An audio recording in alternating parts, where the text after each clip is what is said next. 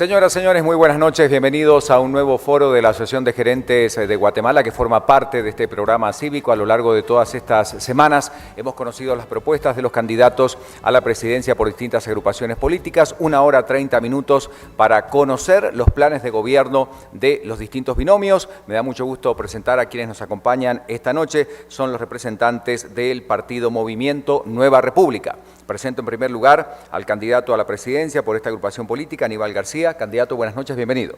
Buenas noches. Gracias por acompañarnos. El candidato a la vicepresidencia por esta agrupación política, Rafael Maldonado, buenas noches, bienvenido. Muy buenas noches. Gracias por acompañarnos. Recordemos que este foro es organizado por la Asociación de Gerentes de Guatemala, gracias también a Prensa Libre, a Emisoras Unidas, a Guatevisión y a una gran cantidad de personas que están detrás de este evento. Quiero presentar también a los analistas que esta noche tendrán la responsabilidad de realizar las preguntas sobre diversos temas. En primer lugar, a Ingrid Godínez, analista política. Ingrid, buenas noches, bienvenida. ¿Qué tal? Buenas noches. Gracias por acompañarnos. También está con nosotros Carlos Mendoza, que se incorpora esta noche al panel de analistas. Él es un analista en temas políticos. Bienvenido. Mucho gusto. Gracias por acompañarnos. Nicolás Virsi, también analista político. Buenas noches, bienvenido. Buenas noches. Gracias por acompañarnos. Y en instantes también se va a incorporar Philip Chicola, que va a hablar de temas de seguridad, otro de los analistas que va a formar parte de este foro. Pero a continuación quiero presentarles a Julio Gracioso, el expresidente de este programa cívico de la Asociación de Gerentes de Guatemala, y tiene palabras para compartir con nosotros. Buenas noches. Buenas noches. Estimada audiencia, candidatos a la presidencia y vicepresidencia por el partido Movimiento Nueva República, panelistas, moderador e invitados especiales, buenas noches. En esta ocasión, en el marco del programa de contribución cívica de la Asociación de Gerentes de Guatemala, Elecciones 2015 por el futuro de mi país, participo, voto, exijo. Escucharemos y analizaremos la propuesta política de los candidatos a la presidencia y vicepresidencia por el partido Movimiento Nueva República, los señores Aníbal García y Rafael Maldonado respectivamente. Como lo hemos indicado, la Asociación de Gerentes de Guatemala ha puesto este espacio a la disposición de los 14 candidatos a la presidencia y vicepresidencia de la República, como una plataforma de discusión seria, neutra, profesional y objetiva para escuchar sus propuestas de gobierno. Estamos a las puertas del proceso electoral del próximo 6 de septiembre y como Asociación de Gerentes nos sentimos satisfechos porque continuamos contribuyendo al enriquecimiento cívico de nuestra población al desarrollar este tipo de eventos que permite que los candidatos presenten sus planes de gobierno, lo que facilitará que la población tenga mejores elementos de juicio para emitir un voto consciente. Antes de iniciar con el análisis de la propuesta política de los candidatos Aníbal García y Rafael Maldonado, deseo agradecer el esfuerzo y dedicación de entidades como Guatevisión, Emisoras Unidas, Mr. Music y Mr. Films, así como Ricardo García Santander, los panelistas y muchas personas más que han participado en la organización de cada uno de los eventos de este programa de contribución cívica de la AGG. Por supuesto, gracias también a la audiencia por su sintonía y también por su participación a través de las redes sociales. Buenas noches. Muchas gracias, Julio Gracioso, presidente de este programa cívico de la Asociación de Gerentes de Guatemala. Se completa ya el panel de quienes serán los responsables de realizar las preguntas. Ahora sí, Philip Chicola, buenas noches, bienvenido. Buenas noches, Ricardo. Gracias por acompañarnos. Y bueno, van a ser 4 los temas fundamentales. Comenzaremos con programas sociales, luego abordaremos temas vinculados a seguridad. En tercer punto, economía, y vamos a concluir lucha contra la corrupción que tiene que proponer esta agrupación política. Le contamos a nuestros invitados esta noche que cada una de las preguntas tiene 2 minutos para poder ser respondida y serán dirigidas por los panelistas. Y usamos, por supuesto, la técnica del semáforo para que ustedes se puedan orientar y respetar los tiempos de este foro. Vamos a comenzar entonces hablando de temas importantes, programas sociales, salud, educación. Ingrid Godínez será la responsable de estas preguntas. Adelante. Gracias. Para Aníbal García, ¿cuáles son las diferencias o similitudes que posee su movimiento respecto de otros programas de gobiernos latinoamericanos que también se denominan de izquierda y cuál es su referente? Bueno, muchas gracias. Buenas noches. Primero, felicitar y saludar este espacio democrático que nos ayuda a consolidar la democracia y, por supuesto, nos permite en estas situaciones tan adversas y tan particulares de la historia nacional un voto consciente. creo que, y estoy convencido de que el Movimiento Nueva República es una propuesta de izquierda moderada, de izquierda progresista, que intenta de una u otra forma rescatar la visión y la participación del Estado y que trata de hacer que los agentes económicos tengan un papel importante, pero buscando el equilibrio. Esa sería la idea central. Y luego, pues, una identificación total con la necesidad de solución de los problemas tan postergados del país. En esa parte sí somos contundentes y radicales. Nos identificamos bastante con la propuesta del señor Mujica en Uruguay, nos parece una propuesta decente, una propuesta honrada. Siempre hemos dicho que de nada sirve ser de izquierda o ser de derecha si al final de cuentas terminamos metidos en actos de corrupción. Es decir, tan detestable es un corrupto de izquierda como un corrupto de derecha. En ese sentido, decirle que creemos nosotros que ese modelo del señor Mujica de ser un hombre transparente, un hombre comprometido con la lucha en contra de la corrupción y prácticamente un referente ético, por lo menos para mí es un gran referente y para el partido. Y adicionalmente, creo que todos los modelos que se han desarrollado en el sur tienen sus características particulares y en el caso de lo que logra, por ejemplo, en este caso en Uruguay, el señor Mujica es importante porque logra desarrollar el país, logra hacer que el país avance sin mayores enfrentamientos y sin mayores polarizaciones. Muchas gracias. Siguiente pregunta. En línea con la pregunta anterior, ¿qué programas sociales proponen ustedes desarrollar e implementar y cuáles serían esos elementos clave para evitar que estos mismos a su vez sean clientelares y que constituyan también un medio para politizar los proyectos? Muchas gracias. Siempre hemos dicho que la política social debe valorarse en función de que esta política social no es algo que ha surgido en Guatemala, es decir, tiene muchos años de surgir en Latinoamérica y hay que aclararlo, han sido gobiernos de diversas tendencias las que han implementado los programas sociales. En ese sentido, hay que decir que cuando yo fui diputado en el Congreso de la República, yo planteé una ley que establecía la creación del Ministerio de Desarrollo Social, tal como esta ley que se aprobó por parte del Congreso al inicio de este periodo, con una gran diferencia. El mecanismo de implementación de los programas y el mecanismo de selección de los beneficiarios en esa propuesta que yo planteé, que sería lo que nosotros haríamos de diferente, nace de las comunidades, nace de los consejos locales de desarrollo. Es decir, la única forma de evitar el clientelismo, la única forma de evitar que al final de cuentas sean programas sociales del partido y no programas sociales del país, es tratando de despolitizar esto. Y el único mecanismo es que sea la propia comunidad la que diga a quién se le debe dar ese beneficio. Creo que en el mecanismo tengan la seguridad de que nosotros jamás vamos a meter las manos para politizar este programa. Y por supuesto, hay un planteamiento que es central para nosotros y es de que no podemos hacer política social si no la complementamos con la política económica. Aquí, hacer política social sin política económica es condenar a la gente a la pobreza y es manipular la pobreza de la gente. Siguiente pregunta. Es para Rafael Maldonado. En los estatutos de su partido señalan una transformación del sistema educativo en el nivel primario, medio y universitario. ¿Podría comentar y ahondar en qué consiste esta transformación? Bueno, muchas gracias. He de contarle que yo soy maestro de educación primaria, graduado en los años 90 bajo un sistema de formación en donde claramente creo que los maestros formados en esa área normal salimos bien preparados para transformar el país. El Movimiento Nueva República plantea una transformación del sistema educativo y este debe de transversalizar desde la primaria hasta el diversificado, pero inclusive llegar a la transformación de la educación universitaria. En el nivel primario es obvio que tenemos una alta deserción escolar que debe ser combatida. Ese debe ser uno de los primeros o pilares fundamentales de la transformación del sistema educativo nacional. Creo que el Programa Nacional Base Educativo que plantea la Ley de Educación y que ha desarrollado el Ministerio de Educación a lo largo de los años es bueno.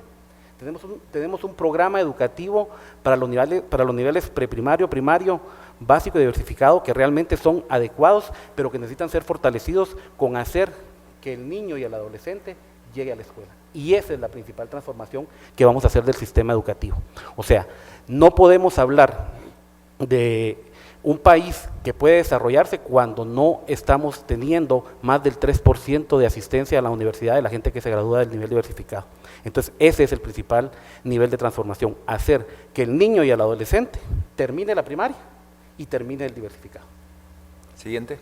En línea con lo que estaba comentando hace un momento, no me quedó claro por la parte de mantener una parte del sistema educativo y a su vez transformar, pero entonces en sí, ¿qué mantiene y qué cambia?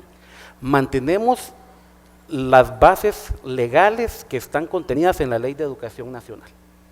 Creo firmemente que la Ley de Educación Nacional es producto de logros significativos de los movimientos magisteriales, probos, lo aclaro, porque habemos gente en el sistema educativo nacional, maestros y maestras, que nos hemos esforzado por transformar el sistema educativo nacional en base a esta ley. Entonces, mantendría la Ley de Educación Nacional y apuntaríamos en una política de Estado que haga que el niño y la niña asista a la escuela, que el adolescente y la adolescente llegue al diversificado y pueda terminarlo. ¿Y por qué no?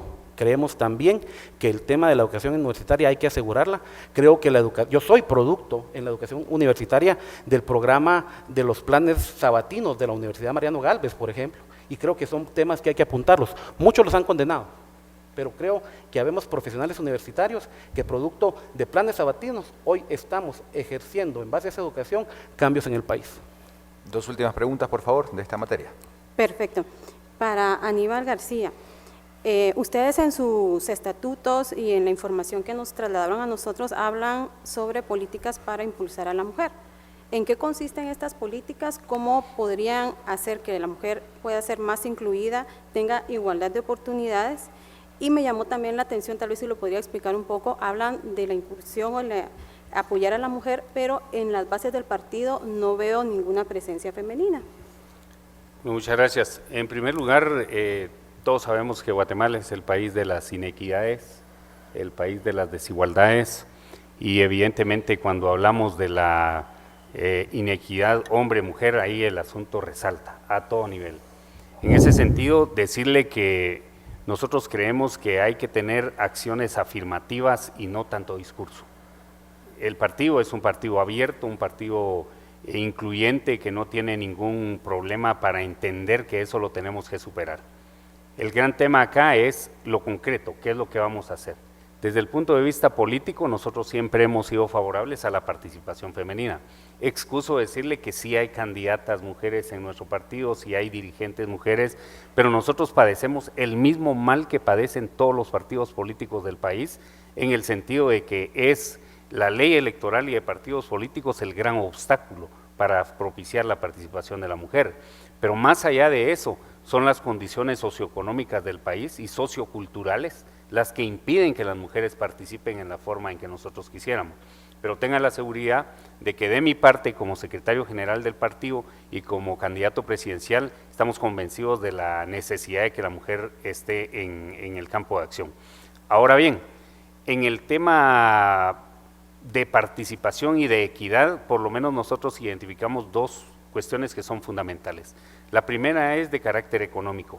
Nosotros estamos proponiendo crear todo un mecanismo de financiación pública para que pueda existir algo que nosotros llamamos acceso al crédito en función de una democratización del capital. Y queremos que todos aquellos que tengan la posibilidad de ser beneficiarios de ese Banco de Desarrollo para impulsar actividades productivas, actividades comerciales y todo tipo de negocios, puedan tener acceso a créditos blandos y que puedan tener mínimas garantías para participar. Pero una de las poblaciones objetivos son las mujeres. Todos los estudios nos demuestran que las mujeres pagan mejor que los hombres, todas las deudas. En el Fondo de Tierras, en las entidades internacionales, a las mujeres les ha ido mejor en el pago de los créditos. Si queremos otorgarles esa oportunidad de poder desarrollar una vida plena en las mismas condiciones que los hombres. Por ejemplo, esa es una medida. Última pregunta de programas sociales. Sí, para Rafael Maldonado. Me ha llamado la atención que en las propuestas sociales, educativas y culturales hay un tema ausente e importante para nuestro país como es la desnutrición infantil y la seguridad alimentaria. ¿Cuál es la postura del partido respecto de este tema? ¿Lo consideran prioritario o no? Porque no lo veo en la página de internet. ¿Y de qué manera consideran abordar esta problemática? Bueno, definitivamente es uno de los grandes problemas, pero principalmente una de las grandes vergüenzas del país. O sea, tener niños y niñas desnutridas que mueren, principalmente el caso que conozco grandemente en el área de Camotán y Jocotán, es un tema vergonzoso. Pudiera no reflejarse, pero obviamente es una política institucional, pero principalmente debe convertirse en una política nacional. Creo que las entidades como la Secretaría Nacional de Seguridad Alimentaria debe ser fortalecida, pero principalmente en presencia en el campo y no en andamiaje operativo administrativo como se encuentra actualmente. Creemos en el partido que ese es uno de los principales medios para lograr combatir esa desnutrición infantil y realmente poder, en este caso sí, apuntar a eliminarla. Sabemos que 4 años no es un proceso adecuado, creemos que debe continuarse con las políticas o acciones buenas que se han venido desarrollando a partir de la CESAN y por medio de ese trabajo, obviamente quitando todo el tema de politización y corrupción que ha estado alrededor de la Secretaría, poder sentar las bases para un cambio en ese tema tan vergonzoso para Guatemala. Muchas gracias. Vamos a pasar al siguiente bloque de preguntas. El tema seguridad. Carlos Mendoza va a realizar las preguntas para este bloque. Adelante, Carlos. Muchas gracias. Para el candidato a la presidencia, Aníbal García, el Movimiento Nueva República seguramente realizó un diagnóstico detallado sobre la problemática nacional y aunque ahora tenemos el foco de atención en el problema de la corrupción, Guatemala sigue siendo uno de los países más violentos del planeta. ¿Cuál es, de acuerdo al diagnóstico del partido, el principal problema de seguridad ciudadana que afrontamos los guatemaltecos? Muchas gracias. Aquí hay que reconocer justamente que la realidad en este momento ha desviado la discusión a otros temas que son importantes, pero casi que hemos dado por hecho de que nuestra tragedia en seguridad ciudadana la vamos a tener que seguir aceptando. Nosotros nos oponemos a eso, creemos que el tiempo nos ha dado la razón. Las medidas populistas, en este caso un populismo penal que nos fue vendida con la idea de la mano dura, tiene que ser desechada de la mente de los guatemaltecos. Esa no es la salida porque el gobierno de la UNE cerró con 6.200 muertes violentas el último año de su periodo y en este caso en el año 2014 el Partido Patriota, el gobierno del general Pérez Molina cierra con 5.300 muertes. O sea, los números es cierto bajaron, pero se mantiene ese índice catastrófico. ¿Cuáles son las dos cosas que se pueden hacer urgentemente, pero que deben hacerse ya? Lo primero es cambiar la lógica de la investigación criminal. El problema en Guatemala es de que hemos creído que a balazos, que enfrentándonos al crimen organizado vamos a poder vencerlos, y eso es mentira. Esto en otras sociedades ha producido enfrentamientos, estamos viendo el caso de México, estamos viendo de la lucha, por ejemplo, en El Salvador, que se hace en el caso, con los grupos de mareros. No es esa la salida, la única salida que existe es investigación criminal y por eso es que nosotros vamos a apoyar con todo la implementación de la nueva Dirección General de Investigación Criminal, que excuso decir fue una propuesta de ley que yo planteé en el Congreso de la República. Conozco perfectamente qué es lo que se quiere formar ahí, investigadores de gran nivel, y en lugar de las fuerzas de tareas, que por supuesto se van a mantener algunas, vamos a implementar unidades especiales de investigación criminal. La única forma de poder enfrentar al crimen y a la delincuencia es utilizando los métodos de investigación criminal, escuchas telefónicas, entregas condicionadas, testigos protegidos. Nos lo está demostrando la CICIG con sus investigaciones. Sin esos mecanismos no tuviéramos resultados concretos. Y lo segundo es hacer realidad lo que está contenido en los acuerdos de paz en cuanto a dividir el Ministerio de Gobernación del Ministerio de Seguridad. No puede seguir Gobernación viendo las loterías, el Diario de Centroamérica, eso es absurdo, tiene que ser un nuevo Ministerio de Seguridad. Bueno, recordemos a los candidatos que tenemos 2 minutos para las respuestas. Siguiente pregunta, por favor. Es bien importante que el diagnóstico esté de forma congruente con la realidad. La administración de Álvaro Colom atribuía el 60% de la violencia homicida al narcotráfico. La actual administración atribuía alrededor del 40% de la violencia homicida al narcotráfico y sin embargo no hay evidencia que sustente tal magnitud, tal impacto de las drogas en Guatemala en cuanto a violencia. Hay otros elementos como podrían ser las extorsiones de las pandillas, pero se habla mucho también de conflictos interpersonales que no se logran resolver, o de una cultura del honor, por ejemplo, en el oriente del país, donde están las más altas tasas de homicidio. De acuerdo a ese diagnóstico y a esas soluciones que ustedes proponen, ¿cuáles son las principales causas de la violencia homicida en Guatemala? ¿Son estructurales o institucionales? Y de acuerdo a eso, ¿qué es lo que ustedes proponen? Muchas gracias. Todos los que saben del tema de seguridad reconocen que ningún gobierno en el mundo puede garantizar una tasa de violencia y de criminalidad cero. Es imposible. Lo que sí se logra es bajar los índices o controlar. En ese sentido, nosotros creemos que hay que reconocer que la principal causa de que se mantenga la criminalidad en Guatemala es la impunidad. Es decir, si seguimos con esas tasas de impunidad que nosotros tenemos, en donde los delincuentes, sea por cuestiones personales, pasionales, sea porque están vinculados con el crimen organizado, sea porque es parte de la delincuencia común, no vamos a poder tener éxito. Yo creo que hay que ir a las causas de la impunidad, pero a la par de eso, nosotros sí le proponemos a la sociedad que aceptemos un reto. Tenemos que ir por la rentabilidad que produce el crimen organizado.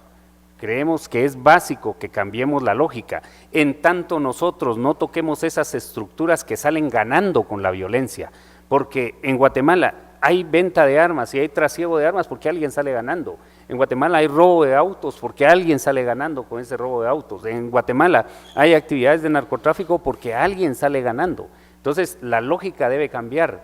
Es impunidad para poder derrotar para que el castigo pueda ser severo, y es fundamentalmente perseguir las causas del crimen, pero en función de esa rentabilidad en donde están muchos sectores ganando a raíz de la violencia. Siguiente pregunta, por favor. Para el candidato a la vicepresidencia, Rafael Maldonado. La vicepresidencia de la República tiene, según las leyes vigentes, a su cargo la SECATID, que es la secretaría encargada de coordinar a 8 ministerios del gabinete que de alguna forma están relacionados con la política de drogas, la prevención del consumo, la disminución del tráfico y la erradicación de cualquier cultivo ilícito. ¿Cuál sería su enfoque respecto a esta política de drogas si a usted eventualmente le tocara coordinar este gabinete? Bueno, definitivamente el tema de las drogas hay que abordarlo desde dos perspectivas. La perspectiva del pasado, donde se pensaba que Guatemala era solo un país de tránsito de estupefacientes, y la actual, en donde Guatemala está teniendo altos índices de consumo de drogas, principalmente en el sector de jóvenes, algo que muchos de los sectores conservadores no quieren ver ni quieren aceptar. Creo que definitivamente hay que proponer el desarrollo de leyes y políticas de acuerdo a la realidad nacional, específicamente en el tema de la coordinación. Creo que el papel que debe jugar principalmente la educación en el tema de la educación como mecanismo de prevención para el consumo de drogas por jóvenes y adolescentes debe ser un tema a avanzar. Y en el tema institucional, eminentemente, yo sí creo que debe de despenalizarse el consumo de ciertos de temas como la marihuana, porque estamos llenando las cárceles por delitos de tenencia de consumo, y eso es un tema que conlleva el hacinamiento carcelario y trae, por lo tanto, serios problemas en el tema de seguridad del país. Dos últimas preguntas del área de seguridad, por favor. Una pregunta de seguimiento al candidato a la vicepresidencia en el tema de drogas. Ciertamente es importante cambiar el paradigma de un prohibicionismo estricto a una visión que se enfoque en la prevención, en la salud, en la disminución de los daños, sobre todo de los consumidores. Pero en Guatemala hay un jugador muy importante que define nuestra política de drogas, que no es el Estado guatemalteco, sino la política de los Estados Unidos de América, que se enfoca en la erradicación de los cultivos ilícitos en San Marcos y que se enfoca en la incautación del tráfico de cocaína del sur hacia el norte. ¿Cómo cree usted que un gobierno de Guatemala puede retomar la paternidad sobre la política de drogas?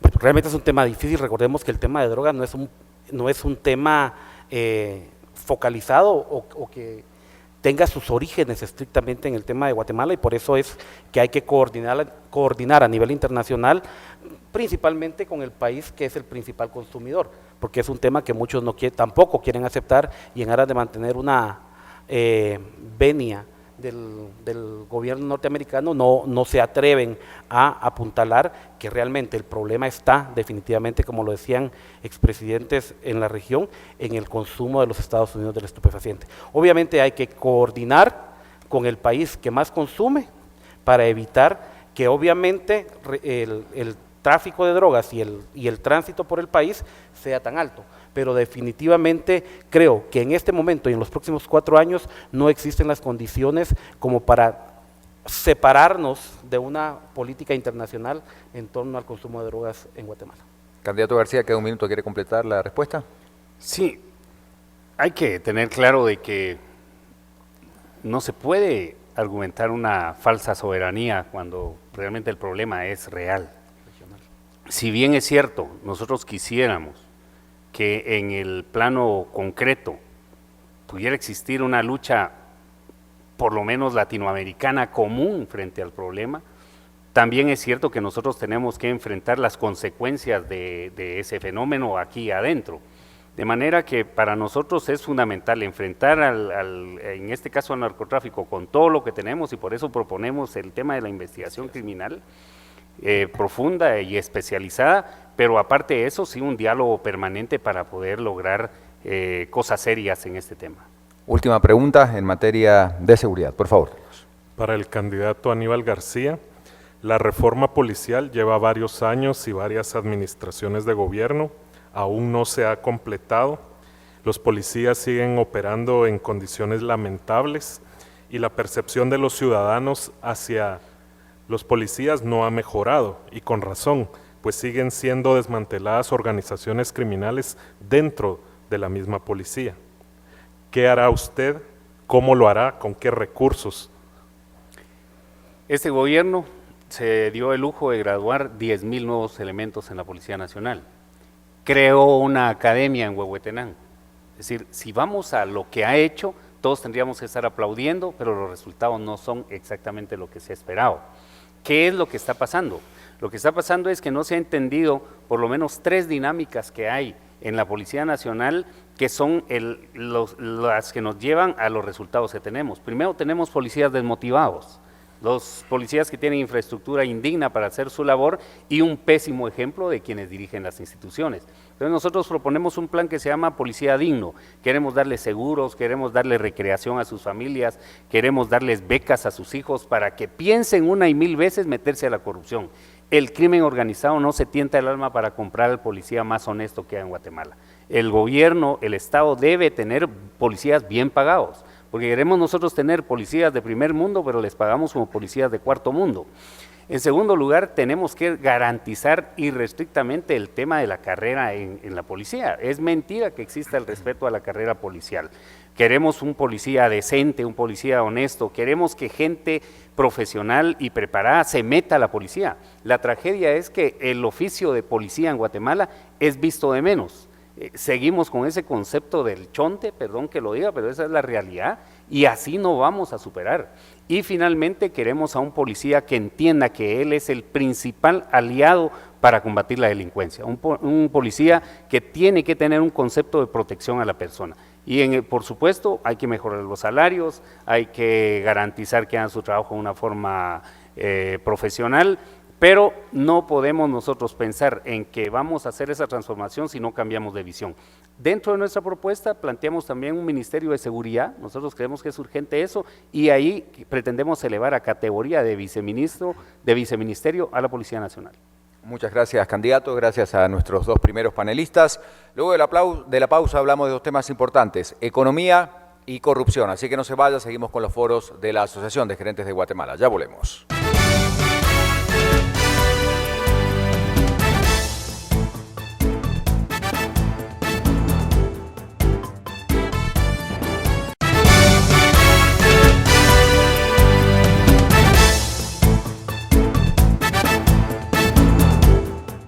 Gracias por seguirnos acompañando esta noche en los foros. Presento nuevamente a los candidatos que hoy están respondiendo las preguntas de nuestros analistas. Es el binomio del Partido Movimiento Nueva República, Aníbal García, candidato a la presidencia, Rafael Maldonado, candidato a la vicepresidencia. Bloque para hablar de dos grandes temas también, economía y corrupción. Vamos a empezar hablando de temas económicos. Nicolás Virsi, analista político, es el responsable de estas preguntas. Adelante, por favor. Sí, mi primera pregunta es para el candidato García. ¿Van a proponer subir impuestos, gasto público, deuda en su plan de gobierno? No, nosotros sí creemos que hay que respetar la moral tributaria de los guatemaltecos. En definitiva, quien hable ahorita de subir impuestos es porque no conoce qué está pasando en Guatemala.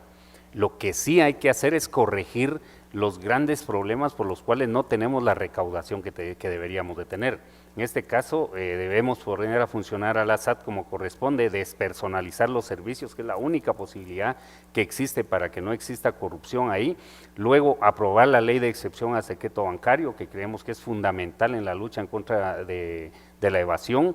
A la par de eso, revisar todo el sistema de exenciones, porque algunas francamente solo entorpecen el desarrollo económico, y finalmente revisar los contratos y convenios relacionados con megaindustrias. A la par de eso, el gran talón de Aquiles en Guatemala es la corrupción. Algunos candidatos hablan de 12 millardos de impacto de la corrupción, otros hablan de 24 millardos. Nosotros creemos que hay que considerar que serán quizás unos 20 millardos los del impacto en la corrupción, y si no hacemos eso, no vamos a tener recursos para poder apuntalar todo lo que queremos hacer y tener un presupuesto digno. Siguiente pregunta, por favor. Sí, para el mismo candidato, ustedes se llaman Nueva Izquierda, Izquierda Moderada. ¿Qué es precisamente que van a moderar? Nosotros creemos que Guatemala necesita ahorita 3 elementos fundamentales para poder avanzar y salir del hoyo en el que estamos. La crisis es evidente, la falta de credibilidad de la clase política es total, el ciudadano está decepcionado, no cree en la democracia, y aquí solo hay 2 caminos para solucionar esto: o las salidas violentas, que todas las debemos descartar, o el diálogo ciudadano de la gente honesta, decente, independientemente de nuestras posiciones ideológicas y políticas, que caminemos en un pacto que se llama Nueva República. En ese sentido, nosotros creemos que para hacer ese pacto debemos alejarnos de posiciones dogmáticas y de posiciones radicales. Por ejemplo, nosotros no estamos en este momento planteando nada relacionado con la reforma agraria, lo cual creemos que en este momento no vale la pena discutir. Lo que proponemos es que democraticemos el capital.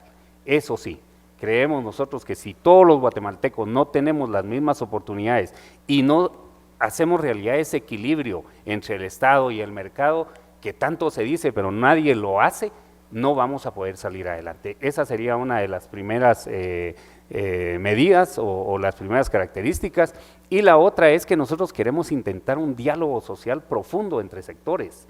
No podemos seguir como guatemaltecos cada quien jalando por su lado, porque no vamos a llegar a ningún norte. Eso implica sentarnos a discutir los problemas, buscarle solución sin pretender que gane alguien. Aquí tiene que ganar el país.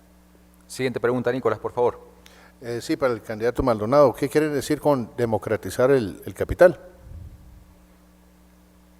Democratizar el capital quiere decir tener el capital al servicio de la colectividad, garantizar el acceso a créditos para pequeños productores, para medianos productores, a fin de que estas economías comunitarias puedan desarrollarse de manera efectiva. Obviamente, esta democratización del capital debe ser garantizada por el Estado, principalmente por el gobierno, como lo decía Aníbal García, mediante la creación del Banco de Desarrollo, en donde se permita realmente que las personas que tradicionalmente no han tenido acceso a un crédito digno, pero principalmente blando, accesible, puedan tenerlo. Eso es democratizar el capital, asegurar también que las condiciones en que los préstamos para desarrollo comunitario se den sean adecuadas y sean de perfecto cumplimiento para estas economías comunitarias emergentes. Adelante. Sí, la siguiente pregunta va en la misma línea. Cuando hablan de que debería de estar garantizado por el Estado esos créditos blandos, eso implica de que el Estado va a cubrir las deudas morosas, los proyectos de inversión que fracasaron. No, definitivamente no. Estamos hablando que la ley no puede tener carácter retroactivo, entonces si se crea un banco de desarrollo en nuestro gobierno, va a ser a partir de ese momento en que va a adquirir todas las obligaciones legales que conlleve. El tema anterior deberá de revisarse, deberá de actualizarse y ver qué salida también adecuada puede darse, porque no debemos ignorar que muchos de los créditos que se dieron en el pasado eran prácticamente imposibles de pagar. Adelante. Sí, mi siguiente pregunta es para el candidato García. La politización del Banco Central es un rasgo de los gobiernos socialistas en América Latina y vemos los resultados en Argentina, en Venezuela. Mi pregunta es puntual. ¿Ustedes van a respetar la independencia del Banco Central y su política monetaria conservadora?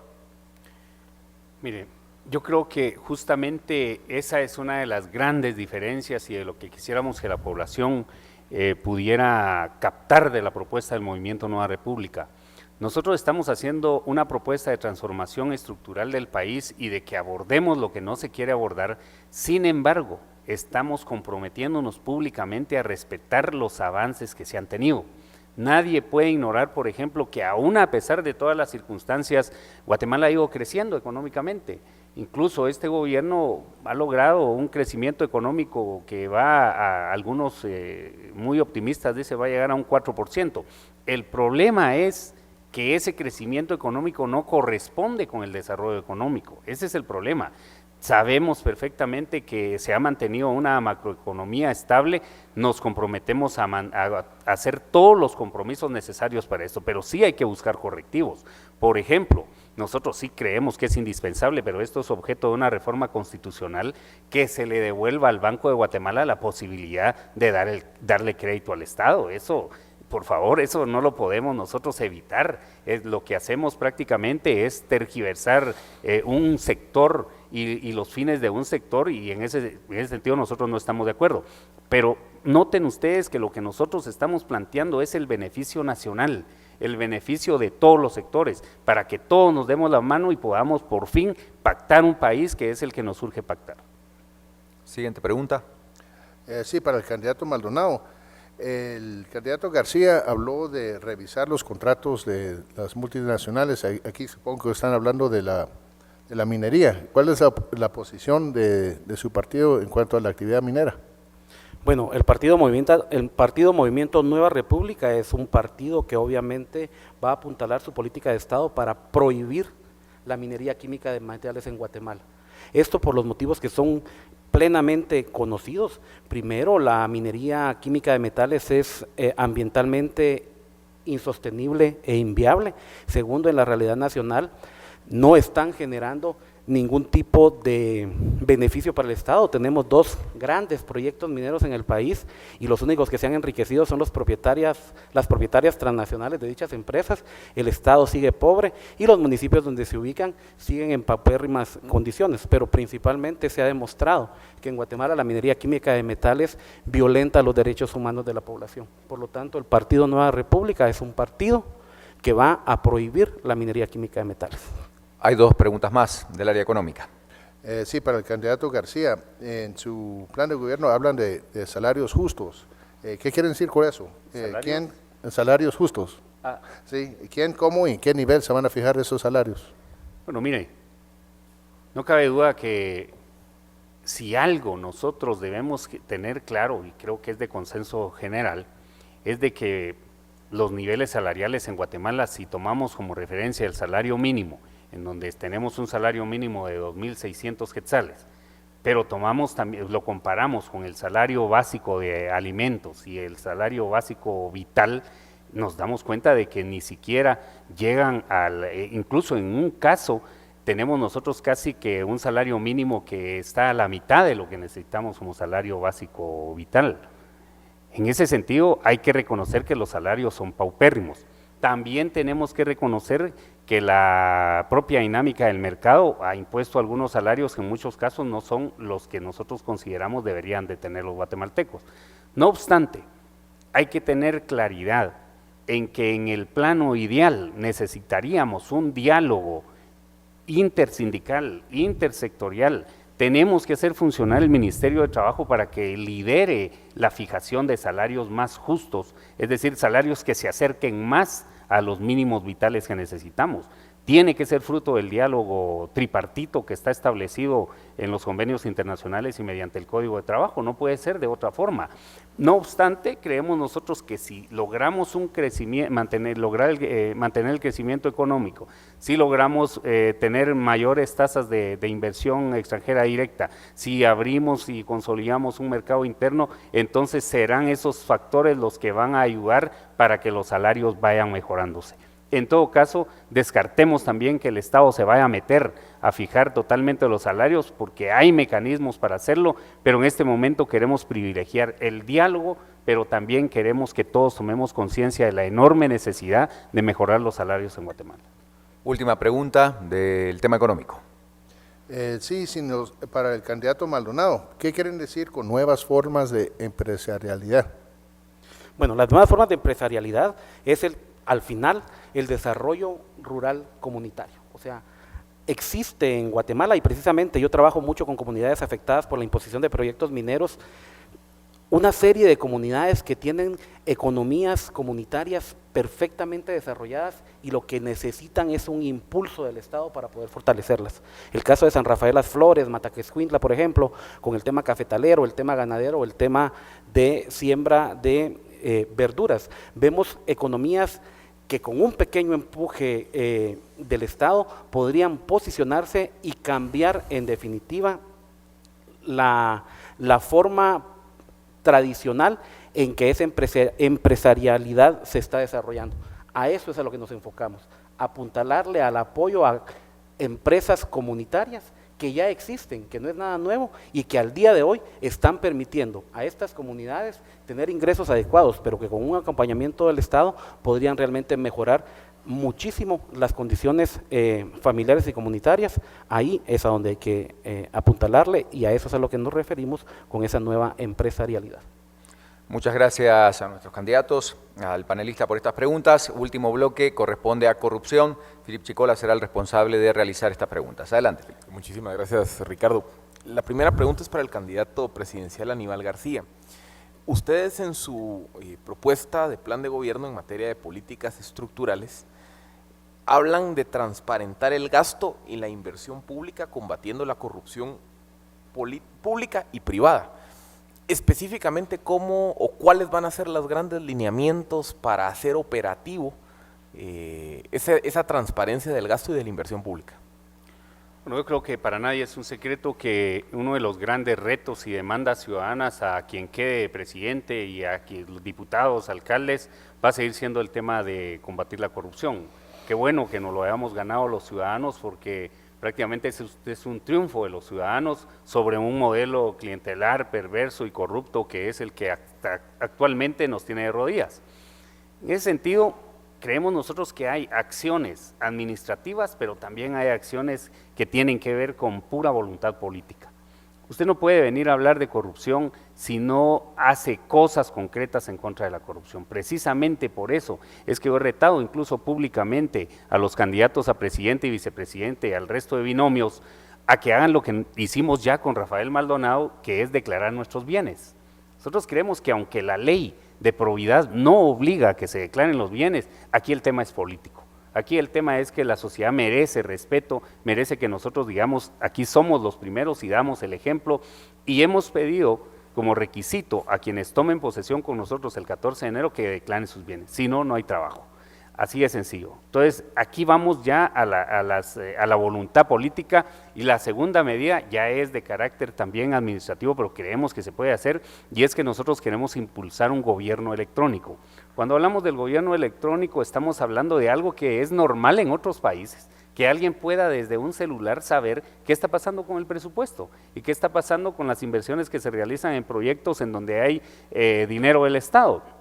En ese sentido, nosotros creemos que es fácil impulsar ese gobierno electrónico, facilitar todos los mecanismos que tenemos en Guatecompras, en CIAF Muni, CIAF, todos los sistemas estos que tenemos, porque es fundamental que lo hagamos. Siguiente pregunta. Siempre para el candidato presidencial, otra de las razones operativas administrativas que han favorecido la falta de transparencia es el uso recurrente de las compras por excepción. Pero lo que argumentan muchas de las personas que han pasado por la administración pública es que los procesos de compras y contrataciones, como están en la ley, son tan engorrosos que los vuelven ineficientes y hacen a la administración pública inefectiva. ¿Cómo balancear la necesidad de transparencia, de no tener compras por excepción, con la necesidad también de efectividad, de eficiencia y sobre todo de celeridad en los procesos públicos? Aprovecho este espacio para aclarar que nosotros sí siempre hemos creído que la corrupción es como un tango, se necesitan dos para bailarlo. En este caso, pues hay funcionarios corruptos y también hay que decirlo, también ha existido una parte del sector empresarial que se ha prestado a esto. Dicho esto, el problema sí es práctico, es decir, no lo desconocemos, hemos visto procesos de licitación que se entorpecen por una serie de cuestiones que la ley en este momento no facilita. Hablo de la ley de contrataciones del Estado. O sea, sí tenemos que reconocer ese problema, pero desde el punto de vista práctico, para tratar de solventar esto, nosotros sí creemos que tenemos que ver cómo logramos hacer realidad algo que nosotros proponemos, y es unificar 3 instituciones: el Instituto Nacional de Administración Pública, la Oficina de Contrataciones, que ahorita prácticamente existe una Oficina de Contrataciones, y finalmente también Servicio Civil. Este es el gran proyecto. Nosotros quisiéramos alguna vez aspirar a que esto estuviera unificado y con una autoridad suficiente para poder parar los procesos de contratación. Yo creo, Filip, que el problema fundamental es que ahorita no hay poder divino que pare un proceso de contratación anómalo. La prensa a veces denuncia hechos que son evidentes, pero nadie tiene la facultad de parar esos procesos. Mucho haríamos si el Congreso de la República de entrada autorizara al Ministerio de Finanzas, por ejemplo, a parar todo lo que parezca anómalo. Sucede en otros países, digamos, en otros países hay autoridad que tiene la facultad de parar lo que se ve anómalo. Aquí el problema es que aunque todos vemos que es anómalo, de todos modos tiene que seguir. Eso por un lado. Y lo otro, la reforma a la ley de contrataciones, ahí no queda otra. Sin embargo, todo tiene que ver con voluntad política de los involucrados, todo. Siguiente pregunta es para el candidato vicepresidencial. Una de las instituciones que está adscritas a la vicepresidencia de la República es la Comisión Presidencial de Transparencia, la COPRET. ¿Cuál va a ser la política que usted tome respecto a la COPRET? ¿La va a mantener, la va a refundar, la va a eliminar?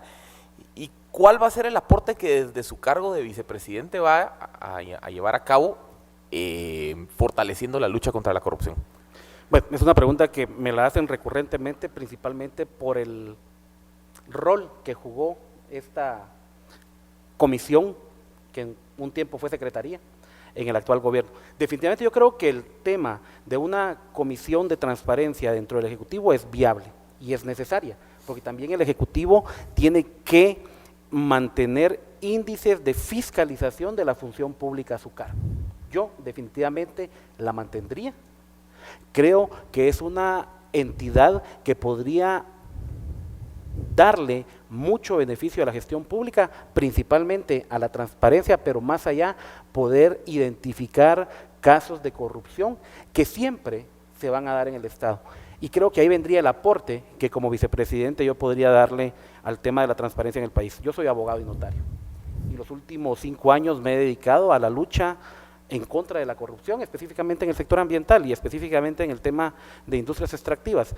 Creo que principalmente el principal apoyo que debe darle la vicepresidencia es facilitar, o mejor dicho, apoyar los procesos de investigación que los tribunales de justicia lleven en contra de funcionarios corruptos, y en aras de ese trabajo de la comisión, denunciar como vicepresidente a todos y cada uno de los funcionarios que cometan actos de corrupción. Adelante. Siempre para el candidato vicepresidencial. Una de las mayores fuentes de presión financiera que tiene hoy el Estado de Guatemala son los compromisos derivados de la suscripción de pactos colectivos en diferentes instituciones del sector público. Pero no solo es la presión financiera que generan los pactos colectivos, sino también la inamovilidad de trabajadores, lo que va un tanto en detrimento de la capacidad que tienen las cabezas de las instituciones de depurar aquellos malos elementos o elementos que se vean involucrados en actos anómalos, actos de corrupción y demás. ¿Cuál será la política del Partido Movimiento Nueva República respecto a los pactos colectivos? Bueno, primero hay que tomar en cuenta que los pactos colectivos son una institución del derecho laboral, una institución muy noble que pretende proteger específicamente los derechos, valga la redundancia, colectivos de los trabajadores. Entonces, por lo tanto, creo que lo que pasa es que en Guatemala los hemos satanizado producto de ciertos líderes sindicales que han hecho un mal uso de dichos pactos colectivos para beneficiarse personal o familiarmente de ellos. Yo creo que definitivamente representan una carga financiera muy grande para cada una de las instituciones. Debe manejarse y muy de cerca los procesos de negociación. Recordemos que para ir a una revisión de los anteriores hay que llevar un proceso jurídico muy grande, son ley entre las partes, ¿no? Entonces los anteriores hay que revisarlos. Yo creo que el punto es participar activamente por medio de los funcionarios que tengan que participar para que esos pactos colectivos sean de beneficio para la colectividad laboral, pero principalmente que no se pacten condiciones totalmente, a veces hasta financieramente inalcanzables para el Estado. Dos preguntas más de área de corrupción. Para el candidato presidencial Aníbal García, algo que ha quedado evidenciado en los últimos casos que ha develado CICIG Ministerio Público, es que las grandes joyas de la corrupción en muchas ocasiones no están en el organismo ejecutivo. Veamos los casos de los últimos meses: la SAT, institución autónoma; el Seguro Social, institución autónoma. Pero ahí podemos agregar también la corrupción que se da a nivel de municipalidades, a nivel del sistema de consejos de desarrollo. ¿Qué política o cómo pueden fomentar ustedes desde el organismo ejecutivo algún mecanismo para combatir la corrupción en aquellas instituciones en donde formalmente el Ejecutivo no puede tener injerencia como parte del proceso de división de poderes?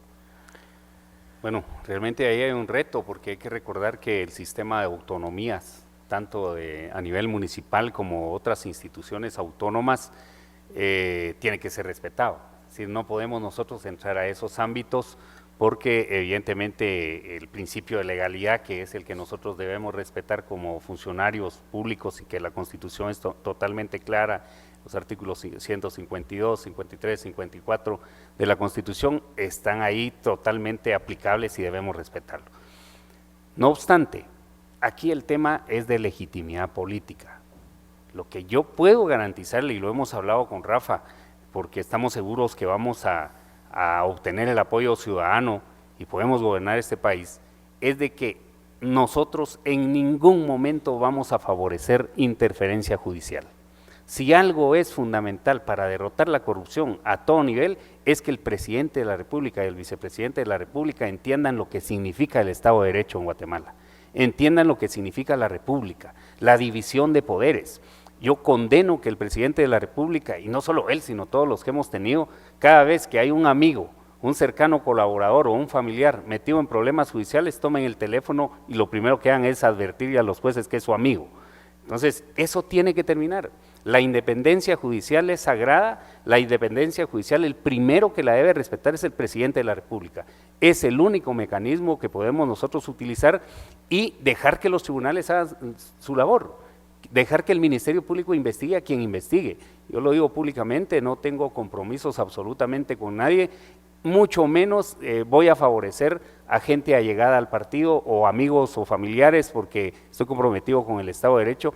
Y créame, sinceramente, no podemos entrar al ámbito de competencias de otras instituciones, pero sí podemos ganar en legitimidad.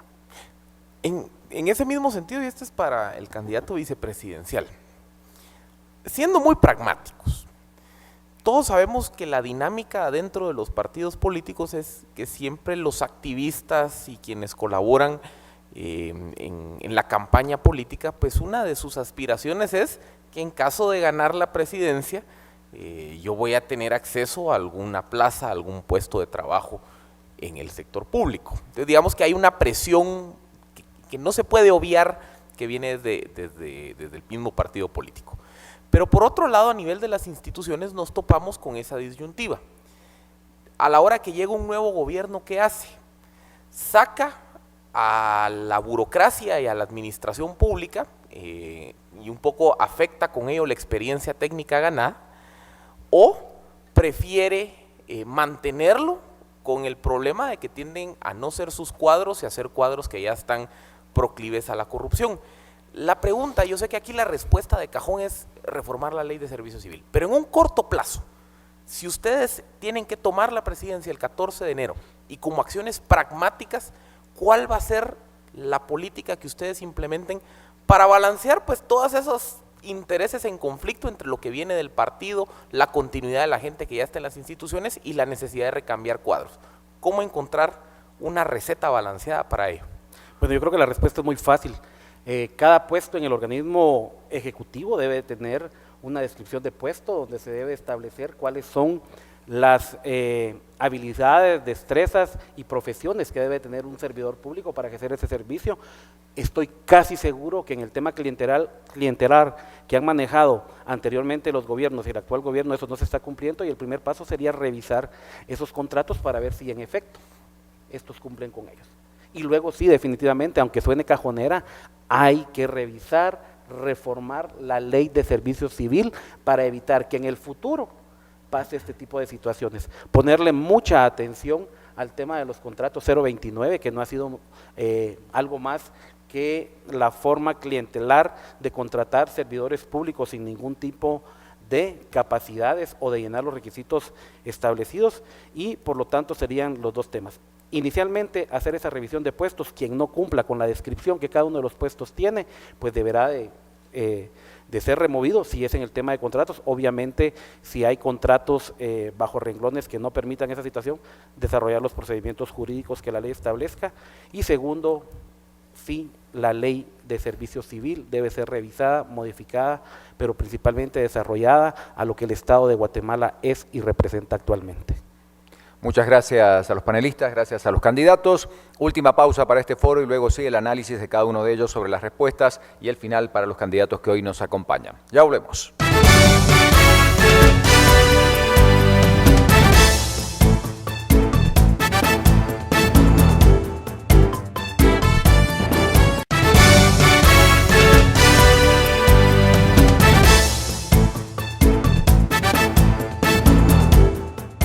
Bueno, llegamos al último bloque de este foro con los candidatos que nos acompañan del Movimiento Nueva República, y llegó el turno de los analistas que recién preguntaban de conocer justamente a través de su análisis qué conclusiones sacan de las respuestas que ofreció este binomio que hoy nos acompaña. Comenzó Ingrid hablando sobre programas sociales, muchos temas importantes se abordaron.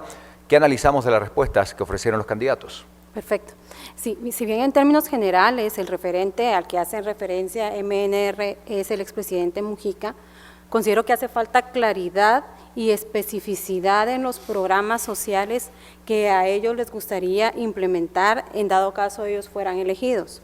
Por otra parte, tampoco queda claro cómo harían o cuáles serían los mecanismos para poder reducir el clientelismo que de alguna manera son práctica común en los programas sociales. Por el tema de educación, a su vez, hace falta claridad en lo que consiste a la transformación que proponen en los ámbitos de nivel primario, medio y universitario, y hace falta una propuesta coherente y de alguna manera mucho más pertinente. Un aspecto positivo que sí destaco es el hecho de que sea uno de los partidos que hace referencia al tema de género. Si bien es cierto, es algo positivo, la preocupación o el peligro realmente estriba en que quede únicamente en retórica y no sea algo que realmente llegue a la práctica, situación que de alguna manera podría ser de alguna manera desilusionante para el género femenino. Por otra parte, hace falta mucho más operativizar los programas. En el tema de desnutrición y seguridad alimentaria, si bien reconocen su importancia, no queda claro de qué manera abordarían el tema y tampoco se vislumbra dentro de los grandes agregados de los programas que tienen, cómo llevar a cabo y operativizar. Haría falta que profundicen mucho más respecto de la manera y los mecanismos para generar realmente programas estructurales que permitan realmente fortalecer a los sectores más vulnerables. Muchas gracias, Ingrid. Vamos a hablar ahora del tema seguridad. Carlos Mendoza realizaba las preguntas. varias vinculadas, por supuesto, a qué piensa hacer esta agrupación política antidrogas, otro de los temas importantes. ¿Qué conclusiones sacamos, Carlos? Sí, en materia de seguridad ciudadana es muy importante que el candidato Aníbal García reconoce que en los últimos 5 años y en 2 administraciones de gobierno se ha logrado bajar la tasa de homicidios de un 46 a un 31 por cada 100.000 habitantes. Lo importante es que logremos profundizar en cómo se logró bajar esa tasa, si es que hubo algunas políticas públicas que ayudaron a disminuirla.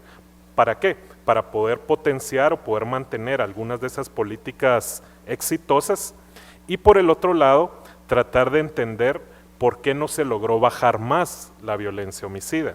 Recordemos que la actual administración de gobierno, una de las razones por las cuales recibió el voto popular fue su promesa de disminuir la violencia, pero no lograron alcanzar la meta. Dijeron que la iban a reducir en 50% y estamos lejos de una tasa de 20 por 100.000. Entonces es bien importante tener los detalles de cómo se piensa seguir reduciendo la tasa de homicidios. En materia de política de drogas, es importante también esa intención de cambiar el enfoque de uno puramente represivo a uno que haga énfasis en la prevención.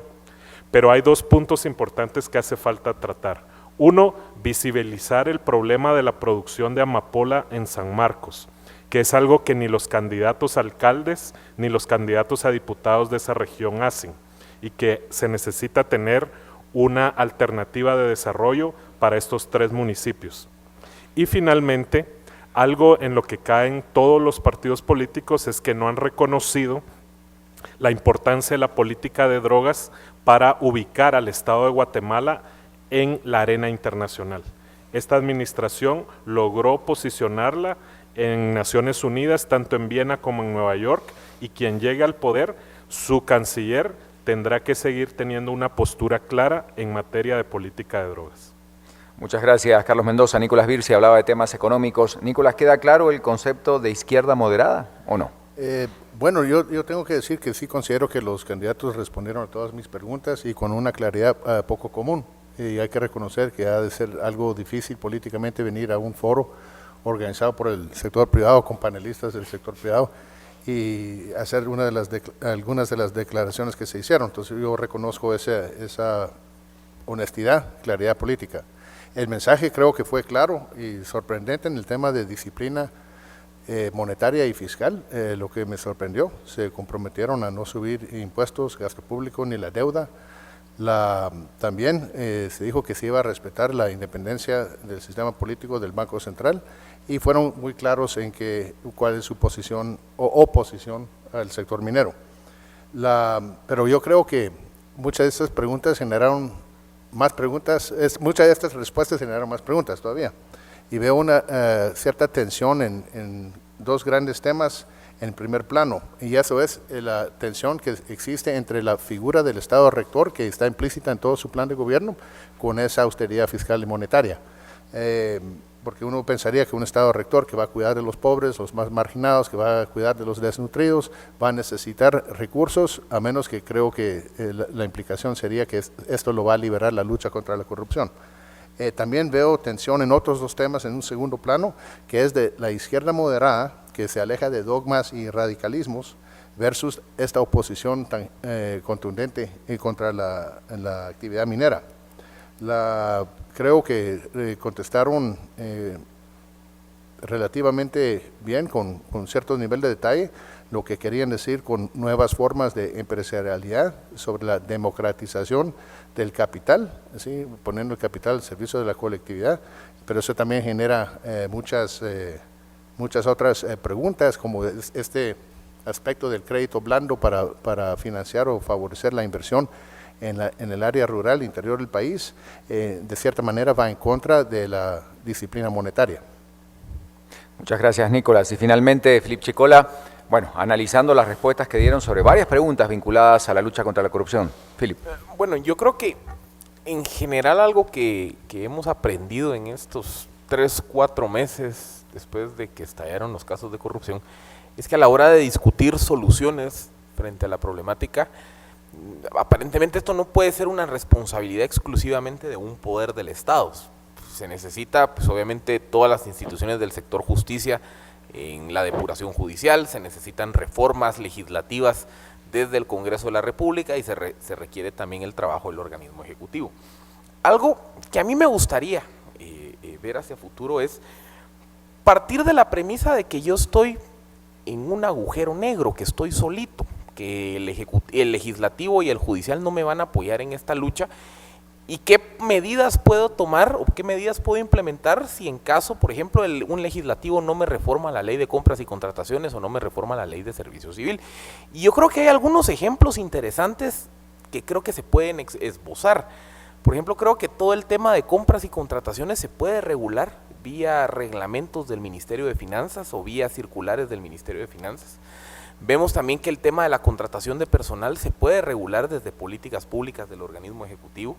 Creo que también, por ejemplo, el tipo de formulación presupuestaria y lo que se puede hacer desde la Secretaría General de Planificación, la CEGEPLAN, respecto, por ejemplo, a modelos de gestión por resultados, pero realmente efectivos, puede ser un mecanismo para que en el ámbito puramente administrativo yo controle el funcionamiento del organismo ejecutivo sin tener que pedir apoyo de los otros dos organismos, suponiendo entonces que los otros dos organismos pues, no quieran colaborar conmigo. Yo creo que ese elemento sería interesante explorarlo en un plan de gobierno, partir de la presunción de que voy a tener un Congreso complicado de administrar y que no necesariamente el Congreso me va a aprobar las reformas a las leyes específicas en un lapso de 2 o 3 semanas.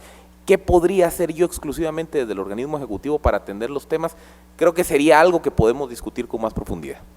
Muchas gracias a nuestros analistas, como siempre de primer nivel, las preguntas y también el análisis que cada uno de ellos hace. Y finalmente, como lo hacemos y como ya es costumbre, le damos estos últimos 4 minutos a los candidatos para poder expresarse. Los 2 minutos a Rafael Maldonado, candidato a la vicepresidencia por MNR. Adelante, por favor.